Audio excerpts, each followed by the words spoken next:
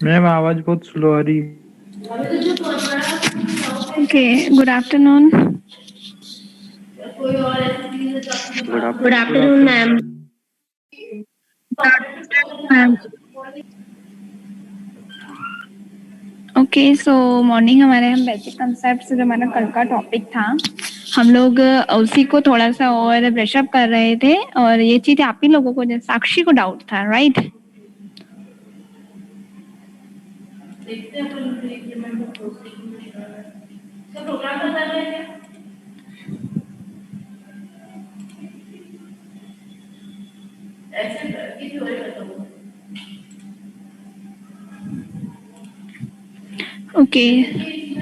आप लोग अपनी अटेंडेंस हाँ जो न्यू स्टूडेंट अभी यहाँ पर है मेक श्योर आप लोगों का जो नेम है यहाँ पर यूजर नेम आपका ओरिजिनल नेम होना चाहिए Yes, ma'am. And second thing आप लोग जब भी अटेंडेंस फिल करेंगे तो आपके स्कॉलर नंबर फर्स्ट होना चाहिए देन आपका फुल नेम होना चाहिए Okay, ma'am. Okay this new students के लिए है ये क्योंकि आपकी अटेंडेंस जो होती है आपके scholar number followed by your name okay आपको इसी तरह से करनी है अगर नहीं आप इस तरह से लिखते हैं तो पॉसिबिलिटी है कि आप लोगों की अटेंडेंस में दिक्कत हो जाए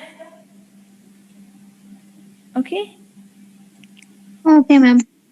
एंड बंटी इसी वजह से मैं आपको बोल रही हूँ आप अपना कंफर्म कर लेना पूनम शर्मा मैम है आपकी तो मैम आप मैंने अपना मैम को क्योंकि आपका जो स्कॉलर नंबर है कुछ 30 है लास्ट और आप यूज करते हैं 89 या फिर 39 ओके मैम क्योंकि जिस वजह से आपकी अटेंडेंस एब्सेंट होती है वैसे आपकी बट मैं अपनी प्रेजेंट लगा दे रही हूँ आपकी तरफ ओके मे मैम भी मैम पॉसिबल है कि अदर फैकल्टीज ना करे ये चीज और आपका एब्सेंट हो जाए ओके मैम फिर आप लोगों को आपके एग्जाम्स में दिक्कत आएगी इसलिए अपने स्कॉलर नंबर को आप थोड़ा कंफर्म करें बंटी बाकी सबका तो ठीक है okay ma'am okay so let's continue हम लोग बेसिक कॉन्सेप्ट पढ़ रहे थे हालांकि अभी भी आप ही लोग पढ़ाएंगे ये तो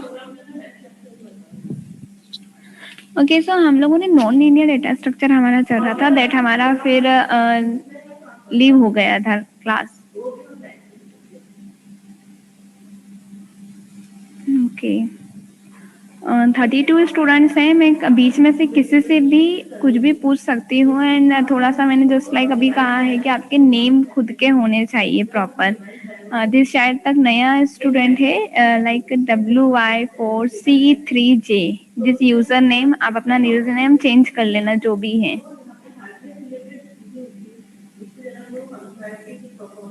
ओके सो लेट्स कंटिन्यू हम लोगों ने नॉन लीनियर डेटा स्ट्रक्चर हम लोग पढ़ रहे थे तो मैं आप लोगों को एरे का एग्जांपल दे रही थी कि आप एरे को एक सिंगल रन में उसको पूरा ट्रेवर्स कर सकते हैं वहीं अगर मैं नॉन लीनियर डेटा स्ट्रक्चर की बात करती हूँ तो मैं सिंगल रन में ट्रेवर्स नहीं कर सकती हूँ क्यों नहीं कर सकती हूँ जस्ट लाइक आप ये देखिए हमारा जो लीनियर डेटा स्ट्रक्चर होता है इसमें हमारे साइड जितने भी डेटा एलिमेंट्स होते हैं वो ऐसे वन बाय वन एक के साथ एक कनेक्टेड होते हैं ओके और वही जो मेरा नॉन लीनियर डेटा स्ट्रक्चर होता है वहां पर जो होते हैं लाइक ये मेरा सिंगल नोड यानी ये मेरा सिंगल लेवल हो गया ये मेरा थर्ड लेवल हो गया सेकंड लेवल हो गया और ये मेरा थर्ड लेवल हो गया तो इस जो मेरे यहाँ पे अलग अलग लेवल्स बने हुए हैं तो इन लेवल्स के लिए मुझे ट्रैवर्सिंग अलग अलग लेवल की अलग अलग होगी जब हम प्रैक्टिकल इम्प्लीमेंटेशन देखेंगे इन थिंग्स का कि जब आपको ट्री के एलिमेंट्स को रीड डाउन करना है जस्ट लाइक हम एरे के एलिमेंट्स को प्रिंट करते हैं एरे के एलिमेंट्स को हम रिवर्स करते हैं तो दिस कुछ ऑपरेशन जब हम इनमें अप्लाई करेंगे तब आपको ये इजीली तब समझ में आएगा कि आप सिंगल रन में नहीं कर सकते हो जिस तरह से आप आपके लीनियर डेटा स्ट्रक्चर को कर पा रहे हैं okay So it utilizes computer memory efficiently in comparison to linear data structure. Like I said, आपको मैंने कल भी कहा था कि ऐसा कोई सा भी डेटा स्ट्रक्चर नहीं है जो ऐसा बोल सके कि आपकी कंप्लीट मेमोरी यूटिलाइजेशन है okay but non linear data structure as compare to your linear data structure आपको अच्छे से यूटिलाइज करवाते हैं आपकी मेमोरी को ओके इसका रीजन क्या है कोई बता सकता है मेरे को मैंने कल बताया था आप लोगों को what is the reason behind this कि आपका जो नॉन लीनियर डेटा स्ट्रक्चर है वो मेमोरी यूटिलाइजेशन बेटर करता है as compare to your linear data structure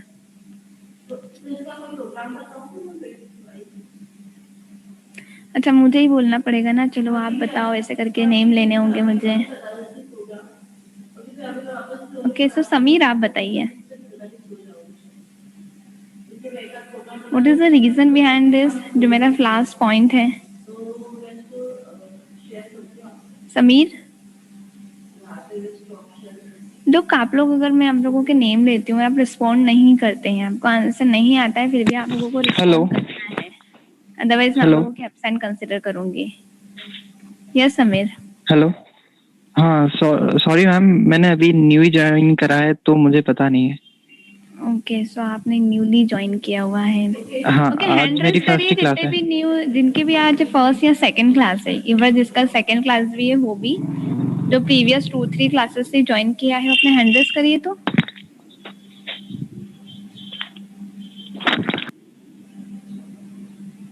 okay, 7 students.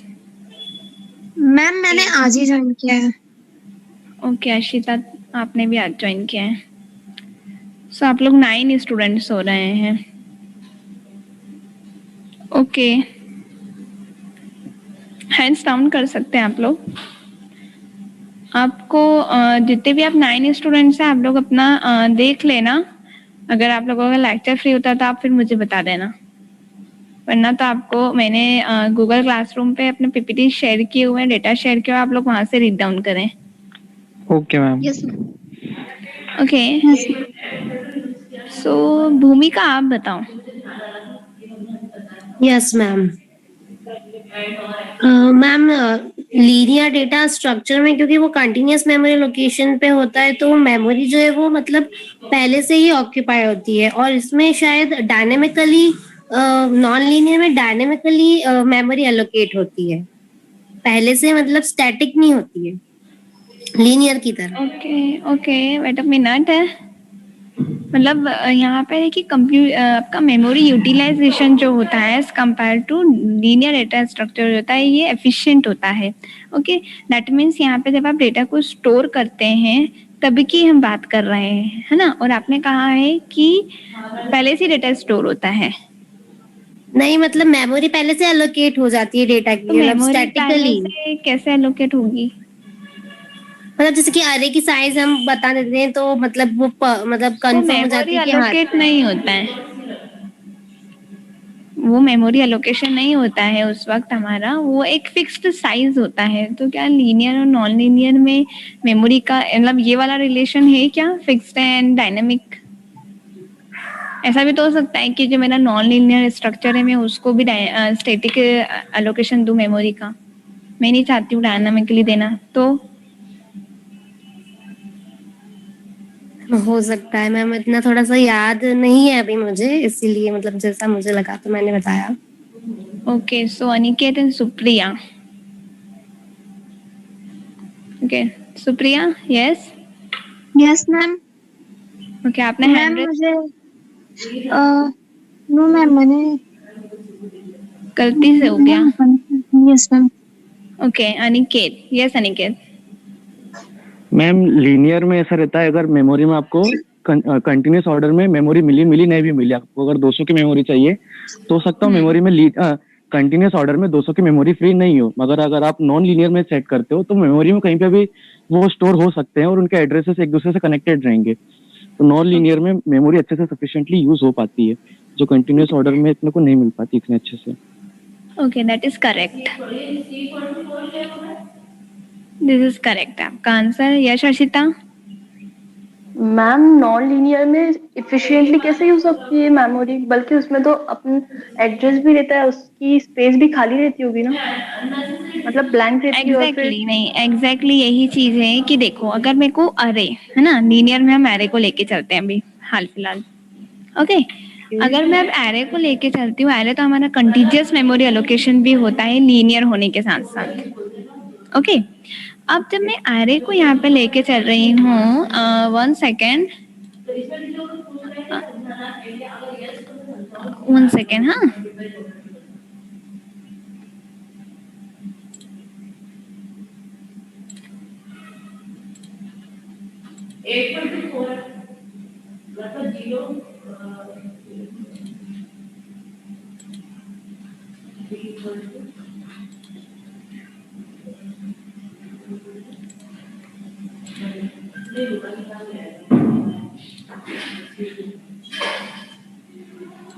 तो ये जो है वो 4 और 5 का रिप्रेजेंटेशन है बाइनरी। मैंने सिर्फ 4 की थी क्योंकि मेरे को स्टार्टिंग में लगता है कि मुझे स्टार्टिंग की क्वेश्चन में सारी चीजें इसलिए मैंने सारी क्वेश्चन नहीं लिखी। मैंने सिर्फ वही आखिरी की क्वेश्चन मतलब एक ही रखी जो मेरा आपको पीडीएफ में लिख के बताता हूँ वो सेम में यहाँ पे मैंने एंड लगाया तो यहाँ पे 0 1 0 0 हो जाएगा क्योंकि कॉरेस्पॉन्डिंग यहाँ पे एक 0 है एक 1 है। Okay, this is visible. Yes ma'am. Okay. Now अब यहाँ पे देखिए कि आप लोगों को सपोज मेरा एरे है, जस्ट लाइक हमने कहा कि आपके जो एरे होता है सपोज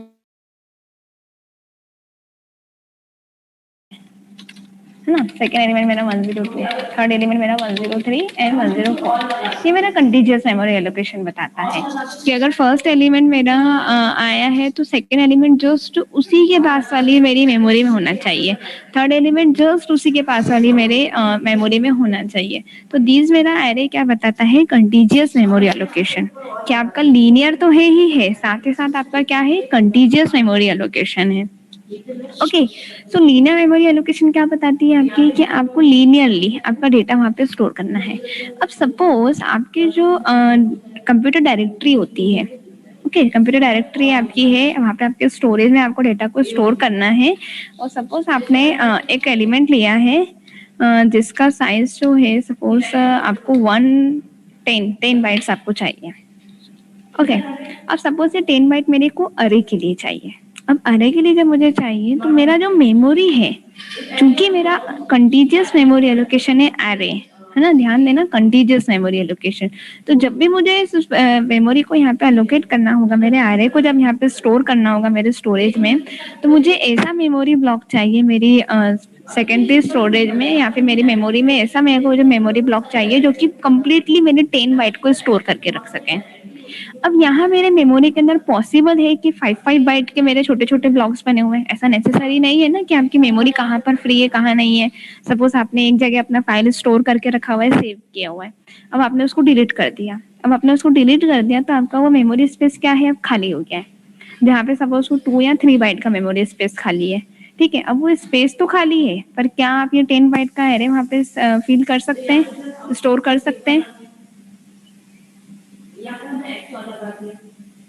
अगर आपका 2-3 बाइट का अगर स्पेस खाली है, सपोज 5 बाइट का स्पेस खाली है मेरे पास, तो क्या आप स्टोर कर सकते हो वहाँ पे? No ma'am. No ma'am. No ma'am. वही अगर मेरा नॉन लीनियर डेटा स्ट्रक्चर होता है, क्योंकि मेरे नॉन लीनियर डेटा स्ट्रक्चर क्या होते हैं, ये एक दूसरे से एजेस से कनेक्टेड होते हैं और ये एक दूसरे का एड्रेस भी ऑक्यूपाई करके रखते हैं। तो अगर मेरे पास 2 बाइट का स्टोरेज खाली है मेरे मेमोरी के अंदर, तो मैं कोई सा भी एक नोड, सपोज मेरा अगर 50 बाइट का मेरा पूरा का पूरा ट्री है जिसमें से मेरा एक नोड जो है वो 2 बाइट का है और मुझे 2 बाइट का स्पेस अब खाली मिल गया मेरे स्टोरेज के अंदर, तो मैंने वो 2 बाइट का मेरा नोड क्या है वहां पे फिट कर दिया। सेकेंड नोड मेरा किसी और मेमोरी लोकेशन पे, थर्ड नोड मेरा किसी और मेमोरी लोकेशन पे रखा हुआ है, क्योंकि एक दूसरे के इनके पास क्या है, रेफरेंस होते हैं, इस वजह से ये कनेक्ट होते हैं रेफरेंस के थ्रू। तो बताओ नॉन लीनियर हमारा बेस्ट मेमोरी यूटिलाइज कर रहा है या लीनियर यूटिलाइज कर रहा है?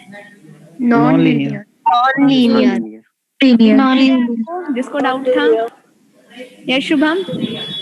यस मैम जो अभी आपने एग्जांपल बताया तो ये मैम फिट नहीं हो पा रहा है, क्योंकि जो लीनियर है उसमें लिंक्ड लिस्ट भी आती है और अरे भी आता है, तो ये स्टैटिक और लिंक लिस्ट जो होता है हमारा, हाँ ये स्टैटिक होता है, ये करेक्ट है। लिंक लिस्ट हमारी डायनामिक होती है, वो भी करेक्ट है।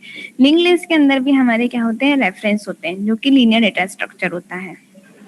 ओके, बट जो लिंक लिस्ट जो होती है हमारी नॉन कंटीजियस मेमोरी को लेके चलती है।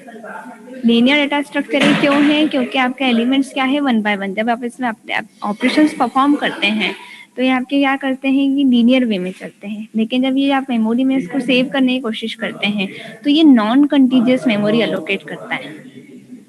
यस मैम, तो जो अभी आपने जो एग्जांपल बताया वो स्टैटिक वर्सेस डायनेमिक का ज्यादा सही रहेगा। हाँ वो भी करेक्ट है कि आपका जो स्टैटिक एलिमेंट्स आप स्टोर करके रखते हो, एग्जैक्टली करेक्ट है। बट अगर मैं लीनियर एंड नॉन लीनियर की, मैं ट्रेवर्सिंग की बात करूँ, मेमोरी यूटिलाइजेशन की बात करूँ, तो मैं उसकी बात कर रही हूँ यहाँ पे कि अगर हमारा फोर्थ पॉइंट क्या बोलता है कि आपका जो लीनियर डेटा स्ट्रक्चर होता है वो एफिशिएंट, सॉरी हमारा जो नॉन लीनियर होता है वो मोर एफिशिएंट होता है as compare to linear. Okay, तो यहाँ जो मेरे नॉन लीनियर डेटा स्ट्रक्चर है वो हमारे क्या करते हैं, डायनामिक मेमोरी स्टोरेज को भी परफॉर्म करते हैं। Yes ma'am. ओके, मैं आपका कंफ्यूजन अभी दूर कर देती हूँ। नो मैम, समझ में तो आ गया है। वो चीज जब ट्रेवर्सिंग करेंगे हम तब वो उसका फायदा मिलेगा। आपका भी बिल्कुल, आप बिल्कुल करेक्ट कह रहे हो कि जो मेरा एग्जांपल है वो बेसिकली मतलब यहाँ से ज्यादा 100% ये सूट करता है आपके static and dynamic memory allocation पे। Yes ma'am. वो करेक्ट है।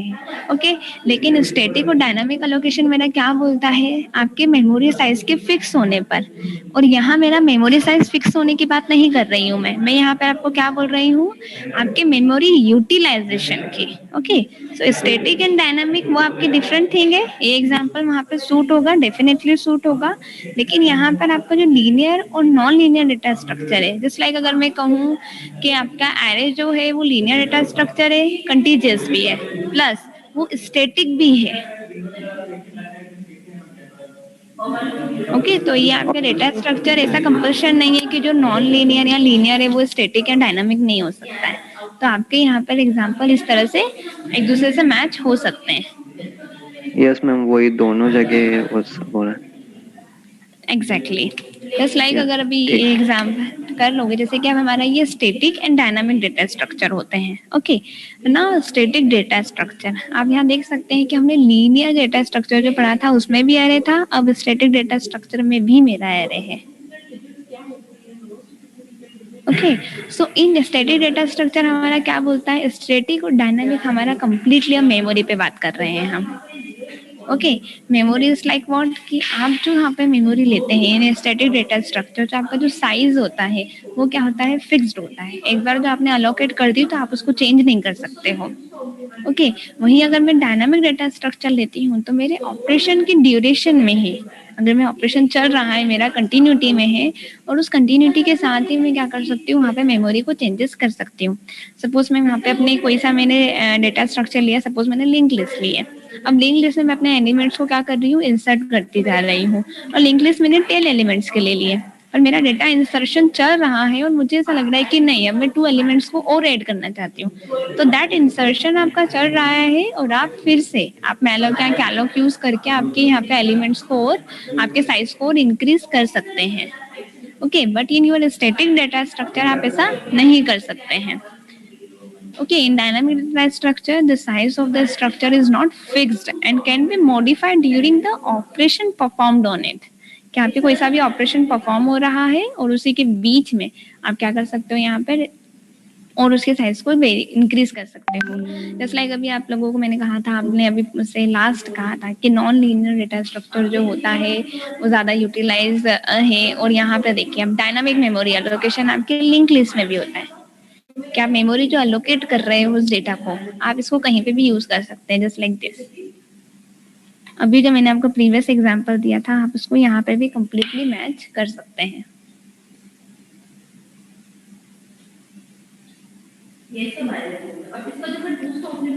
ओके, कोई डाउट है क्या आपको इसमें? No no ma'am. Ma'am. Okay, थोड़ा सा ना मतलब बहुत स्लाइटली डिफरेंस है यहाँ पर। आपका जो लीनियर एंड नॉन लीनियर आपका बहुत स्लाइटली डिफरेंट है अगर हम मेमोरी के ऊपर यहाँ पे मेमोरी वाले पॉइंट को जब हम कंसिडर करते हैं यहाँ पे। तो primitive data structure and non primitive data structure, जितने भी आपके बिल्ट इन डेटा टाइप्स होते हैं वही हमारे सारे क्या होते हैं, प्रिमिटिव डेटा स्ट्रक्चर होते हैं। ओके, और जितने भी हमारे यूजर डिफाइंड डेटा टाइप्स होते हैं वो हमारे क्या होते हैं, नॉन प्रिमिटिव डेटा स्ट्रक्चर होते हैं। तो प्रिमिटिव डेटा टाइप्स हमारे कौन कौन से हैं, कोई एक बताइए।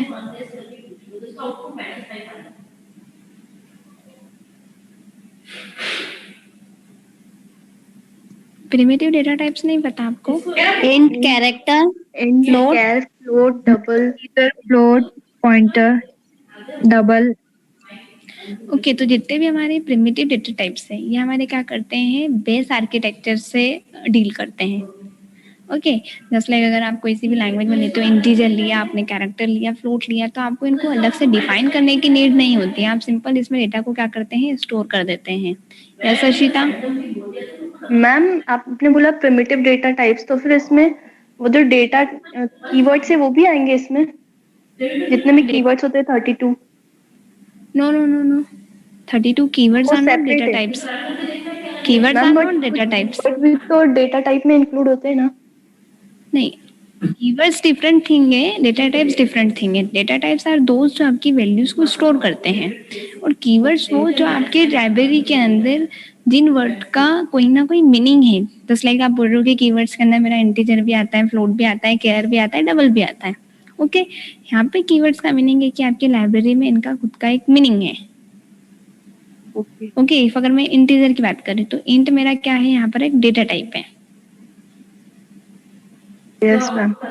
ओके, आप इन दोनों को मैच नहीं किए। Okay ma'am. Yes Shubham? Ma'am जो अभी आपने डेफिनेशन बताई उसके हिसाब से हम ऐसा बोल सकते हैं कि जो प्रिमिटिव डेटा टाइप्स है वो कीवर्ड्स का एक सबसेट है। यस, आप हाँ ऐसा कह सकते हैं कि जो कीवर्ड, मतलब ऐसा कह सकते हैं कि डेटा टाइप्स जो है हमारे कीवर्ड्स तो हैं, पर all keywords are not our data types. Okay ma'am, thank you ma'am. Okay, just like अगर हमारे कीवर्ड्स के अंदर आपके और भी बहुत सारे थिंग्स हैं, जैसे लाइक मैं प्रिंटफ यूज कर रही हूँ तो वो एक कीवर्ड है, स्कैनफ यूज कर रही हूँ तो वो एक कीवर्ड है, बट यहाँ पे प्रिंटफ और स्कैनफ क्या हो गए, फंक्शन हो गए। और यहाँ जो मेरा, जैसे मैं डिफाइन वर्ड यूज कर रही हूँ तो मेरे डायरेक्टरी फाइल्स के लिए यूज होता है, वो अलग चीज हो गई। यहाँ मेरे डेटा टाइप्स के लिए जो मैं वर्ड्स को यूज कर रही हूँ वो अलग चीज है। मतलब जिनका डेफिनेशन हमारा सी के अंदर ऑलरेडी है, हमारी लैंग्वेज के अंदर ऑलरेडी है, तो दिस वर्ड्स मेरे क्या होते हैं, कीवर्ड्स होते हैं। अब ये कीवर्ड्स मेरे डेटा टाइप्स भी हो सकते हैं, मेरे फंक्शंस के नेम भी हो सकते हैं, और अदर थिंग्स भी हो सकती है। ओके, और जितने भी यूजर डिफाइंड डेटा टाइप्स होते हैं, जस्ट लाइक अरे, है ना। डेटा टाइप मतलब डेटा स्ट्रक्चर क्या होता है, डेटा स्ट्रक्चर जिसके अंदर हम डेटा को स्टोर करते हैं। तो जो बिल्ड इन थे वो हमारे प्रिमिटिव हो गए। जो यूजर डिफाइंड, जैसे कि अरे यूजर क्रिएट करता है, स्ट्रक्चर यूजर क्रिएट करते हैं, लिंक लिस्ट, स्टैक, क्यू, ये सारे हम क्रिएट करेंगे। इसका डेफिनेशन भी हम ही देंगे कि इसमें डेटा हमारा किस तरह से इंसर्ट हो रहा है, कैसे डिलीट होगा, ये सारे थिंग्स यूजर खुद ऑपरेशन परफॉर्म करेगा। तो दीज हमारे क्या हो गए, यूजर डिफाइंड डेटा टाइप्स हो गए। तो all these user defined data types मेरे क्या होते हैं, non primitive data structures. Okay, the data type that is derived from primary data types, यानी कि हमारे प्रिमिटिव प्राइमरी डेटा टाइप्स मेरे क्या है, प्रिमिटिव। जस्ट लाइक अगर मैं अरे क्रिएशन कर रही हूँ तो मुझे पहले देना पड़ेगा प्रिमिटिव डेटा टाइप, लेना पड़ रहा है कि मेरा जो एरे है वो इंटीजर टाइप का है, कैरेक्टर टाइप का है, डबल टाइप का है, फ्लोट टाइप का है। ओके, अगर मैं स्ट्रक्चर लेती हूँ तो उसमें भी मेरे होंगे, कोई सा एलिमेंट मेरा इंटीजर टाइप का है, कोई सा मेरा कैरेक्टर टाइप का है, कोई सा मेरा डबल टाइप का है, यूनियन भी सेम थिंग है। तो ऑल दिस मेरे क्या हो गए हैं कि यहाँ मेरे नॉन प्रिमिटिव डेटा टाइप्स को डिराइव करने के लिए भी हम क्या करते हैं, प्रिमिटिव डेटा टाइप्स का यूज करते हैं। Okay, yes ma'am. Okay, next हमारा परसिस्टेंट एंड नॉन परसिस्टेंट में कल आप लोगों को डाउट था, क्योंकि इसका आपको इम्प्लीमेंटेशन समझ में नहीं आ रहा था। डेफिनेशन आप लोगों को क्लियर हो गई थी, बट आप लोगों को इसकी इम्प्लीमेंटेशन में दिक्कत आ रही थी। ओके, सो इसका इम्प्लीमेंटेशन हम लोग प्रैक्टिकली देखेंगे। जस्ट लाइक एरे भी हम लोगों ने सिर्फ अभी थ्योरेटिकल पढ़ा हुआ है। अब एरे में कैसे वैल्यू इंसर्ट होगी, कैसे वहां से हम एलिमेंट्स को डिलीट कर सकते हैं, तो ऑल दिस थिंग्स हमने अभी हमारी थ्योरी क्लास में नहीं देखी है, वो डायरेक्ट हम लोग लैब में देखेंगे। ओके, दैट इस प्रोग्राम से मुझे याद आया, आप लोगों ने आपकी जो क्लास रूम आपने ज्वाइन किया है, वहाँ मेरा एक क्लास वर्क या फिर मैंने आपको वो दिया हुआ है असाइनमेंट। या तो आप असाइनमेंट वाले सेक्शन में जाके चेक करिए, या तो आप क्लास वर्क वाले सेक्शन में जाके चेक करिए। मैंने कुछ 2-3 प्रोग्राम्स दिए आप लोगों को, किए आप लोगों ने? यस शुभम? मैम एक्चुअली वहाँ पे कुछ भी डिस्प्ले नहीं हो रहा है, सिर्फ जो स्लाइड्स दी थी बस वही है। नहीं, दैट स्लाइड्स तो है, वो स्लाइड्स आपके फ्रंट पेज पर है, इसके अलावा yes ma'am, class work ma'am लेकिन क्लास वर्क में भी कुछ भी नहीं है। एंड असाइनमेंट्स में, नहीं है। असाइनमेंट्स में भी नहीं है। No ma'am, no ma'am, class कुछ वर्क नहीं है। नहीं है। ओके, आई विल चेक, हो सकता है। कि वाकई ना हो, मैं चेक करती हूँ या फिर मैं इसको फिर से अपलोड करूंगी। तो आप लोग देख लेना और प्लीज वो प्रोग्राम्स आपको खुद भी करने हैं। Okay, now persistent and non persistent data structure. persistent and non persistent का डेफिनेशन आप लोगों ने शायद कंप्यूटर नेटवर्क्स में पढ़ा है। यस, किसी को डाउट है? मैम आप यस मैम, आप ये गूगल क्लासरूम का कोड सेंड कर दोगे ग्रुप में? मैं अभी ज्वाइन नहीं हूँ उस पे। ओके, मैं आप लोगों को रीसेंड कर दूंगी दैट कोड, या फिर आप लोग अपने फ्रेंड्स से वैसे ले सकते हैं, बट कोई बात नहीं, मैं रीसेंड कर दूंगी। Yes ma'am. Okay, so persistent data structure is a data structure that preserves the previous value of itself when it is modified. Okay, suppose structure आप लोगों को पता है कैसे डिफाइन करते हो आप लोग सी में? स्ट्रक्चर पता है क्या आप लोगों को? ओके, नहीं पता है। लेट मी डिफाइन थोड़ा सा कि जब भी हम स्ट्रक्चर लेते हैं, जैसे लाइक हमारा जो एरे होता है वो होमोजेनियस कलेक्शन होता है प्लस कंटीजियस होता है। ओके, अब मैं स्ट्रक्चर की बात करती हूँ तो स्ट्रक्चर क्या होता है मेरा? हेट्रोजेनियस कलेक्शन होता है, यानी कि अगर एक एलिमेंट मेरा कैरेक्टर टाइप का तो दूसरा इंटीजर टाइप का हो गया और तीसरा फ्लोट टाइप का हो गया। मैं इस तरह का कॉम्बिनेशन भी रख सकती हूँ।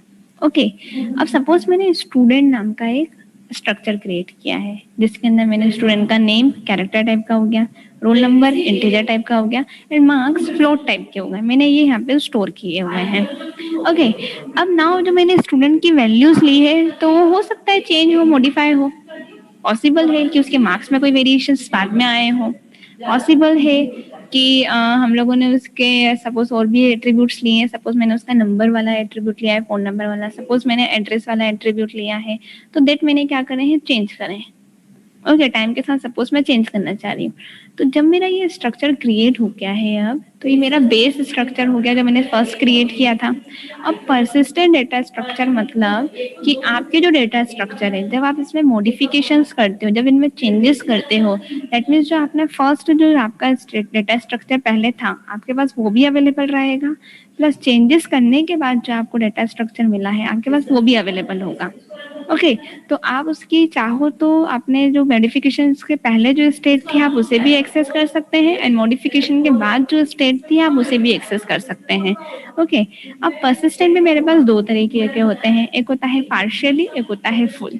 अब पार्शियली परसिस्टेंट का मतलब ये होता है कि जो लेटेस्ट मॉडिफाइड होती है, जो मेरी न्यूएस्ट वर्जन जो होता है, मैं उसी को सिर्फ मॉडिफाई कर सकती हूँ। ओके, सपोज तो मेरा बेस जो था मैं उसको सिर्फ एक्सेस कर सकती हूँ, मॉडिफाई नहीं कर सकती हूँ। ठीक है, और जो मेरी सबसे लास्ट वर्जन जो हुआ है, जो सबसे लास्ट में मॉडिफाई हुआ है, मैं सिर्फ उसी को मॉडिफाई कर सकती हूँ और एक्सेस कर सकती हूँ। ओके, वहीं अगर मैं फुल्ली परसिस्टेंट की बात करती हूँ, दैट मीन्स एवरी वर्जन जितने भी मैंने चेंजेस करे हैं, जितने भी कॉपीज मेरे पास अवेलेबल है, मैं सभी को एक्सेस भी कर सकती हूँ और सभी को मॉडिफाई कर भी कर सकती हूँ according to my requirements. Okay, तो सिंपल से आप इसको समझ सकते हैं कि आपके पास एक कॉपी होगी सबकी। सपोज आपने एक डेटा स्ट्रक्चर लिया है, आपका पास स्ट्रक्चर है, आपके पास जो बेस स्ट्रक्चर है आपने उसको लिया, अगर आपको उसमें कोई चेंजेस करने हैं तो आपने इसकी फोटोकॉपी कर ली, सेकंड चेंजेस करने हैं आपने उसकी सेकंड फोटोकॉपी कर ली। अब आपके पास तीनों फोटोकॉपी अवेलेबल है, इन तीनों फोटोकॉपीज में आप क्या कर सकते हो, अलग अलग चेंजेस कर सकते हो। अब चेंज करने के लिए आपने फिर से उसमें कोई दूसरे फोटोकॉपी करवा के रख ली है, तो एवरी चेंज करने के बाद आपके पास क्या है, एक फोटोकॉपी अवेलेबल है। तो आप इस तरह से इसको अचीव कर सकते हैं। बट कॉपी करना जो होता है ये इनसफिशिएंट या फिर इनएफिशिएंट आपका क्या होता है, अप्रोच होता है कॉपी करना। ओके, फर्स्ट हमारा बेसिक अप्रोच यही होता है कि आप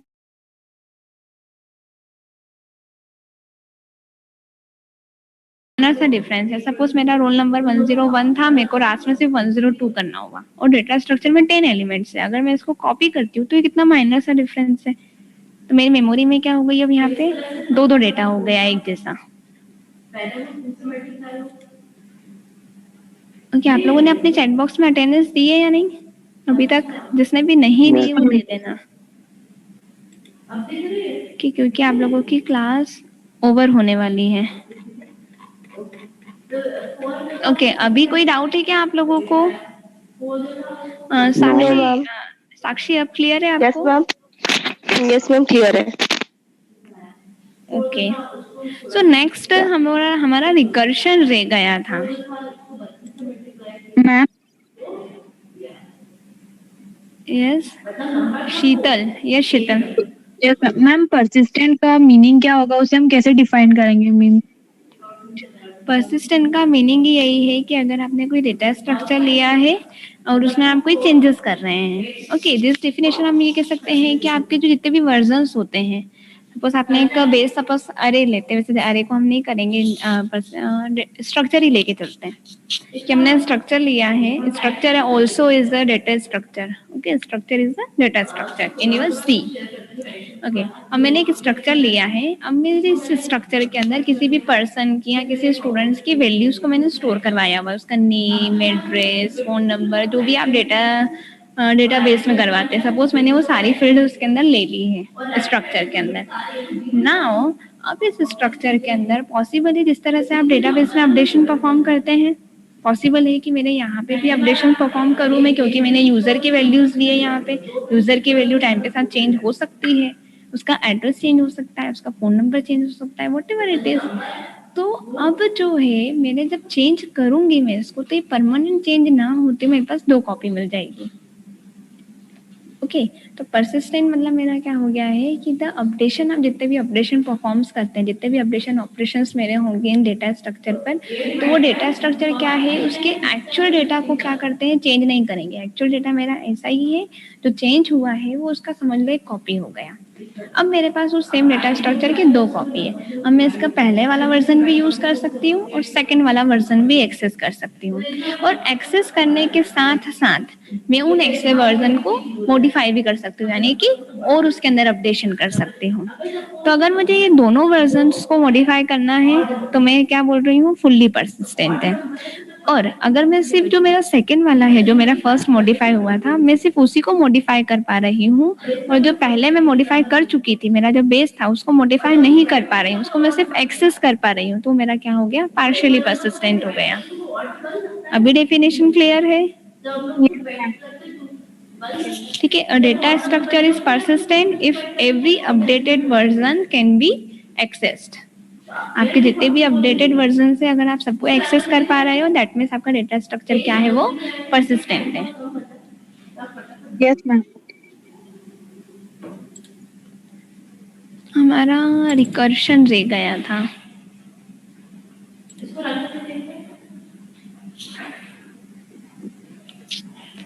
okay,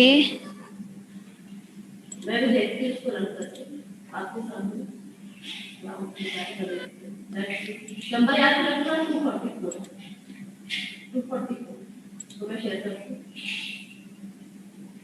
I shared the output screen. देखते हुए सेव किया है इसको, सेव कर दिया। ये विजिबल है? ये आपको yes ma'am. Yes ma'am. Yes ma'am. Yes ma'am. Okay, recursion. Recursion का सिंपल सा मीनिंग होता है कि आप अगर आपके फंक्शन के अंदर ही, हमारे फंक्शन में हमने क्या देखा था कि हमारे फंक्शन का डेफिनेशन होता है, फंक्शन का डिक्लेरेशन होता है, फंक्शन की कॉलिंग होती है, और फंक्शन की कॉलिंग हमने सिंपल सा देखा हुआ था कि आपका फंक्शन का नेम लिखना, आप लोगों को डेटा टाइप लिखना है, फंक्शन का नेम लिखना है, और जो पैरामीटराइज्ड है तो वो पैरामीटर की वैल्यू देनी है, और पैरामीटराइज नहीं है तो उसको एम्प्टी छोड़ देना है हमको। ओके, तो मैंने ये चीज ली अब यहाँ पर। नेक्स्ट, अगर मैं रिकर्शन की बात कर रही हूँ, तो रिकर्शन के सिंपल से डेफिनेशन हम ये बोल सकते हैं कि a function which calls itself again and again, जब तक कि उसका कोई सा कंडीशन सेटिस्फाई ना हो जाए, तो हम क्या बोलेंगे, उसको रिकर्सिव फंक्शन बोलेंगे।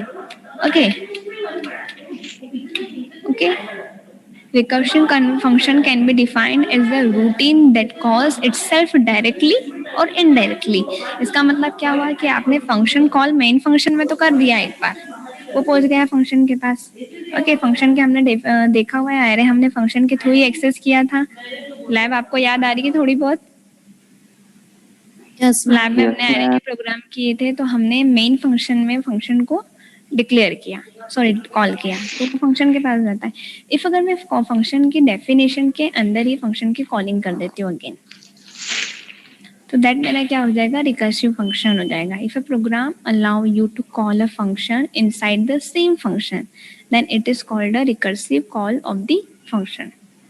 The process may repeat several times, outputting the result at the end of each iteration. Okay, हर एक इटरेशन के बाद आपको क्या मिल जाएगा, उसका आउटपुट मिल जाएगा. और ये कब तक रिकॉर्ड होता है, हाँ, रिकर्शन के लिए आपको सबसे पहले उसकी कंडीशन देनी होगी कि कब आपका ये फंक्शन क्या होना चाहिए, टर्मिनेट होना चाहिए. Recursive functions allow programs to write efficient program using a minimal amount of code. आपका जो लाइन ऑफ कोड्स होती है वो क्या हो जाती है, मिनिमम हो जाती है. While using recursion, programmers need to be careful to define ma'am an definition exit visible condition. नहीं हो रही है. Yes ma'am. Definition ये विजिबल नहीं है आपको screen. Yes ma'am, screen visible ma'am नहीं है फंक्शन मतलब. का दिख रहा है. मैम फंक्शन की डेफिनेशन दिख रही है. ओके, फंक्शन का देखे ये मैम स्क्रीन में स्क्रीन स्टक है. स्टक हो गया है. ओके, हाँ हाँ सर, आपने मुझे देखा.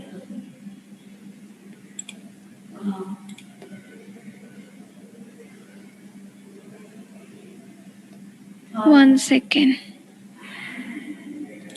आप लोगों ने जब से नहीं कहा मुझे. हाँ सर, तो नॉन ऑर्डर को भी आया है, नॉन ऑर्डर को भी बोल रही है बताना चाहिए ना जब से. फॉर्मेट.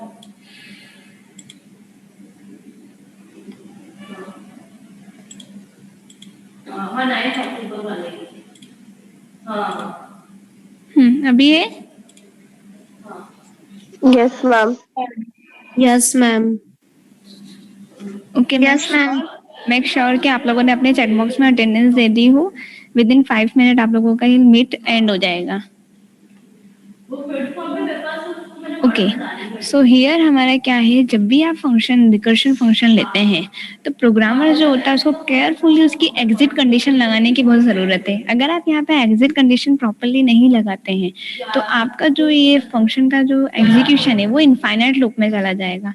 किसी ने इनफाइनाइट लूप का प्रोग्राम देखा है आपका? कभी कभी ऐसा होता है कि आपने कोई सी कंडीशन गलत लगा दी हो, चाहे वो वाइल का लूप हो या फॉर का लूप हो या अदर. Yes ma'am. तो हमारे कंसोल पे वो बहुत सारी Yes, ma'am. लाइंस शो होने लग जाती है. हमको उसको डायरेक्टली ma'am. एग्जिट करना पड़ यस जाता है, मैम, कंटिन्यूअसली शो होती है. कंटिन्यूअसली शो होती है. ओके, तो रिकर्शन में ये प्रॉब्लम हमारी हो सकती है, तो इसलिए हमें एग्जिट कंडीशन जो है उसके फंक्शन के अंदर प्रॉपर लगाने चाहिए, otherwise it will go into an infinite loop. Recursive functions are very useful to solve many mathematical problems such as factorial, Fibonacci series. Okay, Fibonacci series क्या होती है?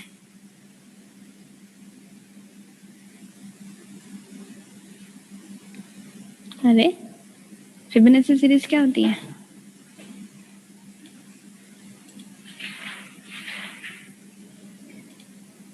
Guys? Yes. मैम 0 1 होते हैं, फिर 0 प्लस 1 कर देते हैं तो 1 आता है, फिर 1 प्लस 1 कर देते हैं तो 2. ऐसे 0 1 1 2 3 मतलब 5 एडजस्ट आगे की दो numbers का sum सीरीज करके- रहती है, एडिशन सम का रहता है. Ma'am sequence series of integer रहता है इसमें. ओके, एडिशन होता चला जाता है एडजेसेंट नंबर्स का. Yes ma'am.